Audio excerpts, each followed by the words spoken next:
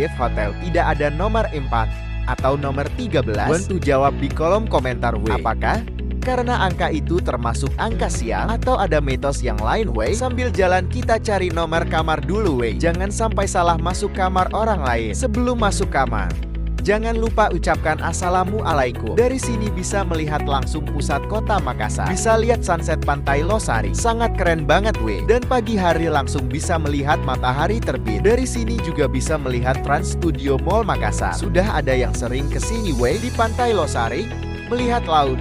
Bisa sambil makan kuliner Makassar, pisang epe we. Jangan ngaku pernah ke Makassar kalau belum makan pisang epe dan es pisang ijo we. Ternyata di hotel ini juga bisa foto-foto private we, karena sudah seharian beraktivitas.